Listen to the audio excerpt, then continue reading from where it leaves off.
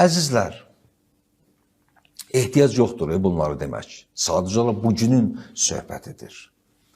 Amma siz baxın, kimlə bəzən Azər müəllim mən eşidirdim, hətta bəli, Xameneyi qaçıb, nə bilim, Rusiyaya, uçub filan yerə. Hələ o zaman ki, bu söhbətlər var idi. Hər zaman bu ehtimal vardı ağanın evinə və iş yerinə hücum olsun. Bu ehtimallar az deyildi, böyüdü. Yəni bu keçən ildən bunu bu senarini və bu layihəni yaradırlar və hamı da bilir bunu. Hətta öz yaxınları da dedilər ki, biz dəfələrlə ağaya demişik, gəl səni məsələn təhlükəsiz yerə aparaq. Bəli, getməyəcək.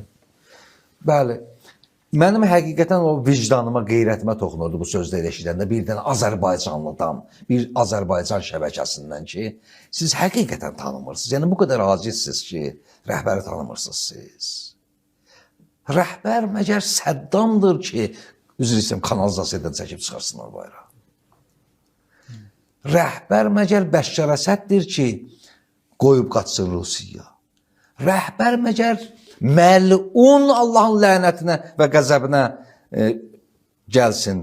Netanyahudur ki, müharibə olar olmaz mindi təyyarəyə qaçdı Berlinə.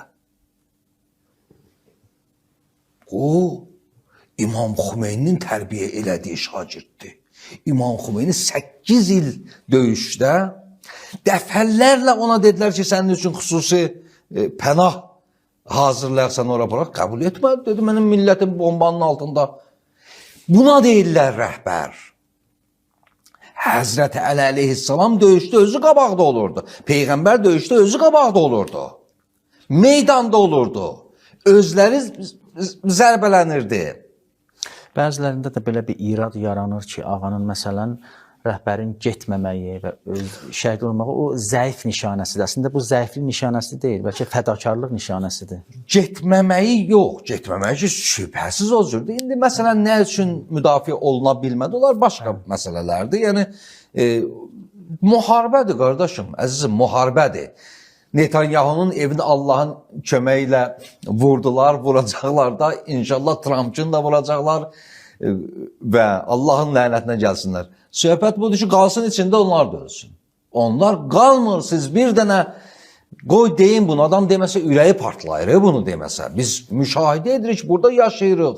Biz müşahidə edirik, bombanın altında cəmaat sübhət, cən çöldə bayırdadır.